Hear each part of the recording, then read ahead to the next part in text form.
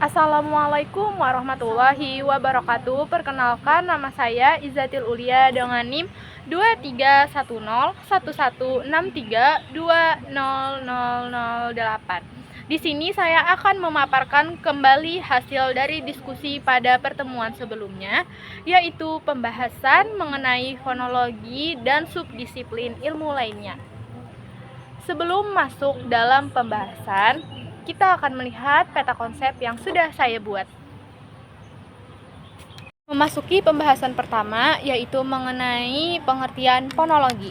Fonologi merupakan ilmu linguistik yang mempelajari bunyi-bunyi dalam bahasa, baik secara umum dari berbagai bahasa maupun secara khusus dalam satu bahasa tertentu. Fonologi juga mencakup analisis sistem fonem dalam bahasa tertentu, seperti fonologi bahasa Indonesia yang membahas bunyi-bunyi dalam bahasa tersebut dan menemukan sistem fonemnya. Kemudian memasuki pembahasan kedua, yaitu ruang lingkup fonologi. Ruang lingkup fonologi terbagi menjadi dua, yakni fonetik dan fonemik. Yang pertama yaitu fonetik adalah studi tentang suara yang dihasilkan oleh alat ucap tanpa memperhatikan apakah suara itu membedakan makna dalam bahasa. Contoh, bunyi i pada kata tani dan kata batik adalah tidak sama. Bunyi u pada kata susu dan dapur juga tidak sama.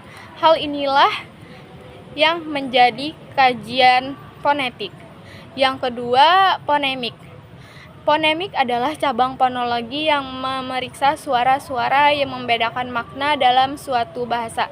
Dalam analisis fonemik, suara-suaranya ditandai dengan menggunakan simbol dua garis miring. Sebagai contohnya, bunyi B dan P pada kata kabur dan kapur menyebabkan kedua kata itu memiliki makna yang tidak sama. Inilah objek kajian fonemik. Kemudian, pembahasan yang ketiga yaitu fonologi dan disiplin lainnya. Fonologi memiliki beberapa kegunaan pada bidang ilmu disiplin lain. Pada bahasa Indonesia yang kaya akan bunyi bahasa ini menjadi salah satu petunjuk ketika seseorang akan melafalkan bunyi pada bahasa Indonesia.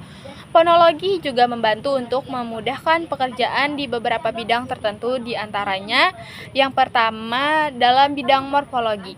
Kedudukan fonologi berfungsi sebagai dasar untuk menjelaskan proses pembentukan kata hingga variasi yang muncul dalam pembentukan kata. Contohnya, analisis morfologi dalam bahasa Indonesia bisa melibatkan studi tentang bagaimana afiks, misalnya awalan dan akhiran, mempengaruhi bunyi-bunyi dalam kata-kata. Yang kedua, dalam bidang sintaksis. Kedudukan fonologi berfungsi untuk membedakan makna kalimat dari segi jeda, tekanan, dan intonasi. Hal itu disebabkan permasalahan bunyi-bunyi suprasegmental seperti intonasi, jeda, nada, tekanan, dan panjang bunyi merupakan bagian dari kajian fonologi. Hubungan antara fonologi dan sintaksis bisa ditemukan dalam penelitian bagaimana struktur sintaksis sebuah kalimat mempengaruhi pemilihan bunyi-bunyi dalam produksi tuturan. Yang ketiga, dalam bidang semantik. Kedudukan fonologi berfungsi untuk membedakan kapan sebuah variasi bunyi dapat digunakan.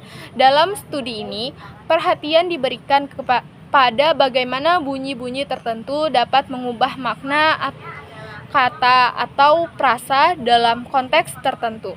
Yang keempat, dalam bidang leksikografi atau penyusunan kamus, kedudukan fonologi berfungsi sebagai cara-cara pengucapan atau pengujaran yang khas suatu kata dan variasi pengucapannya yang dideskripsikan melalui transkripsi fonetis. Tanpa transkripsi fonetis, penelitian dalam bidang ini mungkin mencakup analisis bunyi-bunyi khusus yang digunakan dalam pembentukan kata-kata dan cara bunyi-bunyi tersebut diabadikan dalam kamus-kamus. Yang kelima, dalam bidang dialektologi. Kedudukan fonologi berfungsi sebagai salah satu data yang dijadikan dasar perhitungan untuk menentukan status dialek dan pemetaannya. Dalam konteks dialektologi, fonologi mempelajari variasi bunyi-bunyi antara dialek-dialek yang berbeda dan faktor-faktor yang mempengaruhinya. Yang keenam, dalam bidang pembelajaran dan pengajaran, kedudukan fonologi sebagai dasar untuk melatihkan bunyi-bunyi bahasa, terutama dalam pelajaran bahasa kedua dan bahasa asing. Yang ketujuh, dalam bidang psikolinguistik, kedudukan fonologi sebagai alat untuk menjawab permasalahan-permasalahan yang berkaitan dengan pemerolehan bahasa. Studi ini mencakup bagaimana individu memproses dan memahami bunyi-bunyi bahasa melibatkan aspek-aspek fonologi. Yang kedelapan, dalam bidang klinis, kedudukan fonologi sebagai dasar untuk menentukan metode yang tepat dalam menangani masalah gangguan bahasa. Penentuan metode tersebut didasarkan pada prinsip-prinsip yang ada dalam fonetik.